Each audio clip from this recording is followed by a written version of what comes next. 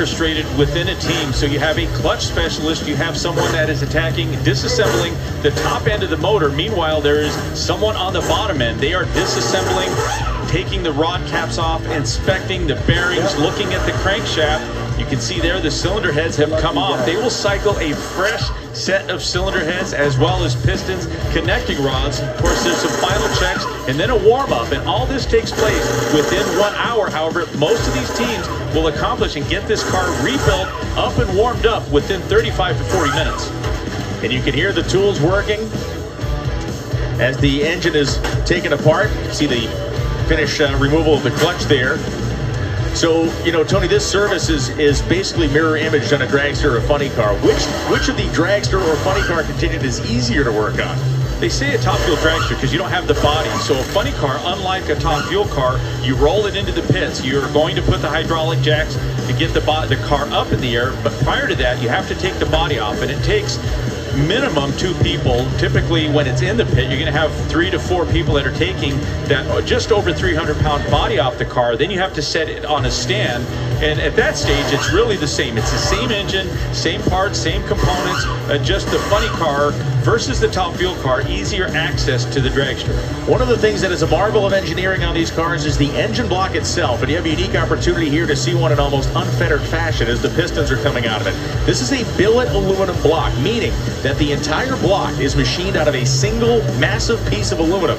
It takes dozens of hours in a highly advanced CNC machine to create that one piece, and even as strong and as beefy as these things are, when these engines become unhappy, they'll throw parts straight through it. And there's a couple of different ways that the teams will service the car. Some of them will actually have a short block, a complete engine ready to put back in that chassis. It does appear that this team, for Austin Prof, they want to keep that same engine, and they're going to remove all of those pistons. They have a new rack that will go right back in it. It's just a matter of preference. If a short block has run its course, if they don't want to put more than 6 or 7 or 8 runs on, a new engine will go back in the engine. However, the cylinder heads, the service is the same. They'll still disassemble it. However, it is a quicker service. If they have a block ready, they can just yank one out and put a new one in. So as it appears here, they're not going to go the short block route. Is that correct? Because we've seen them take that rack of pistons out?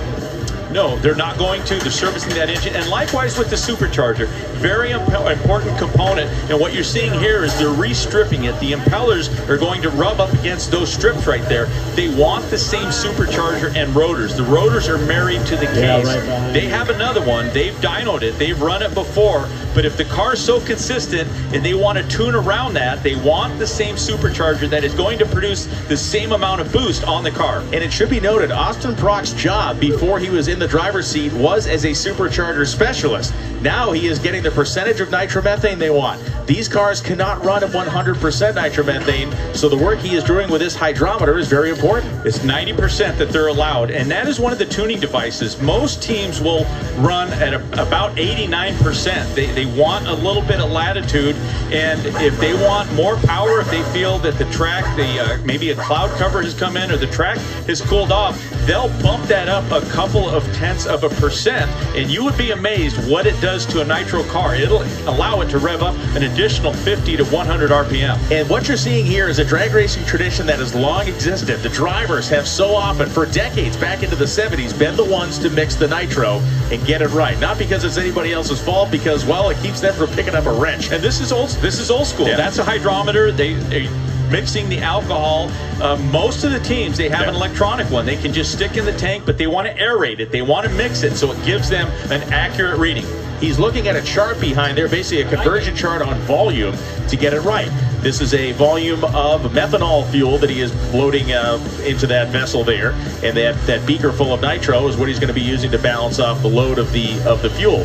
And they will vary this percentage, Tony, by small amounts, even up to the time they fire the car. Yeah, typically they'll pour that and mix it in a mix tank. It'll go in the car, and they always want the percentage higher than what the car will end up with on the starting line. Again, a tuning device. If they want 89.2, they're going to leave the pits at about 89.5, and as they're in the pits and when they're looking at the track and the conditions, they'll put in a very specific amount of alcohol to achieve that percentage that they're looking for. Steve Torrance's team already has the cylinder heads reattached to the top of the engine. Why? Well, Top Fuel ran ahead of Funny Car, so these guys had a head start on their service compared to Proc's guys. You see that the nuts are going on now to hold the rocker stands down. When we came into this shot, you saw the beefy crew guy kind of flexing his muscles with the torque wrench. Yeah, and the cylinder heads are going to swap out. They want fresh cylinder heads. However, the valve train, the rocker assembly that you can see them installing right there, that doesn't matter. There's really no performance there. However, the cylinder heads,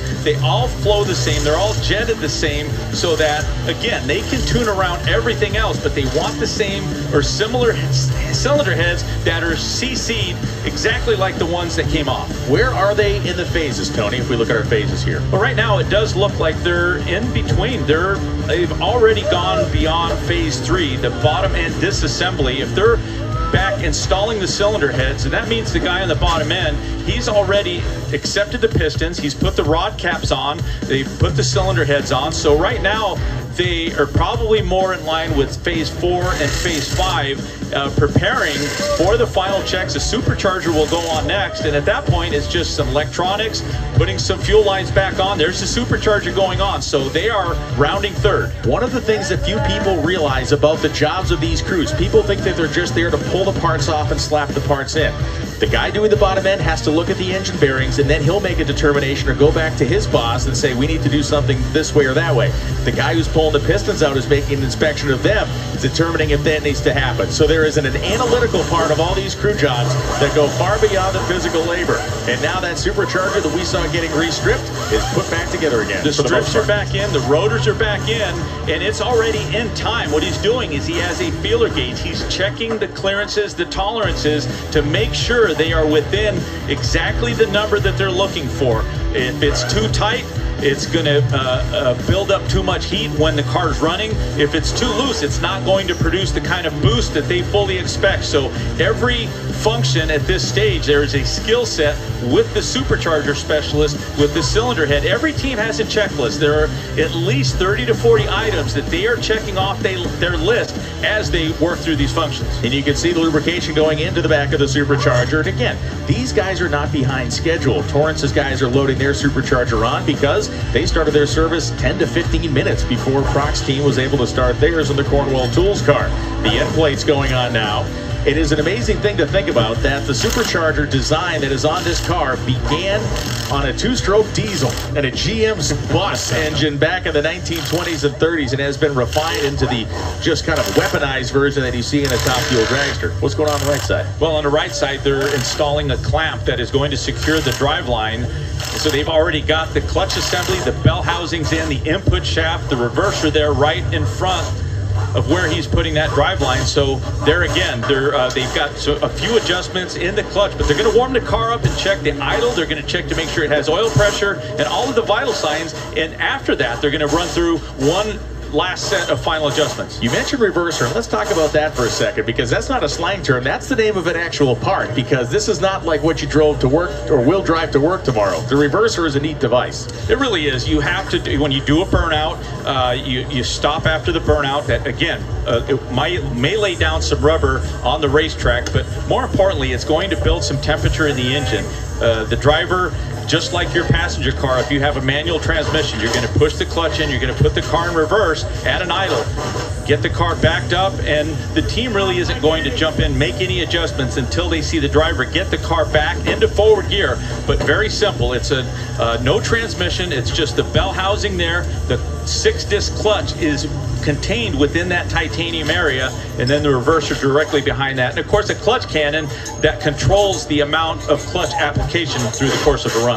We see now the heads being torqued down on Austin Proc's car. Approximately, what are the kind of foot-pounds we're talking about the bolts? When you put together a small block Chevy, 65 foot-pounds. What are we talking about here? I might be a little rusty here, but it should be upward about 180 foot-pounds of torque, and that's not a 3/8 drive ratchet. That is a lot of torque, and it has to be done in a very specific sequence. So they're going to go from right to left, top to bottom. There are also some inner studs on the cylinder head that have to be be torqued less. They're not as strong. They don't have studs like the primary ones that they're bolting the head with. So a lot of very important intricacies with these nitro engines. Okay, now we're rotating the engine by hand on Steve Torrance's car, and this is another integral part of the setup. Oh, he's running through the valves. They want to adjust the valves. When they reinstall them, they're pretty close. They'll back all the adjustments off, but you see him with the feeler gauge. He's going to run through the sequence. He's going to put every cylinder at top dead center, make that adjustment, rotate the engine, and do the same. On this side, it's 1, 3, 5, and 7 cylinders. There's somebody on the other side of the engine doing the exact same thing. And that communication between the two of them, they coordinate back and forth. And the Capco team has worked together for so many years, I don't even think these guys need to speak anymore. Well, you know, and that's the beauty of chemistry. And, you know, it's no different than any company. This is a people business. They're parts. They're titanium, billet, high strength, all the best components. As you can imagine, all the stress that are on these engines. But it's the people, it's the tuner that tells the parts what to do. But the crew is so important with these machines, and you parts and all the different components that they are installing. One person makes a mistake and it could be lights out for the team. We can talk about the 4 P's in drag racing: people, parts, and procedures equal performance. That is why the teams we have just looked into have made their respective final rounds.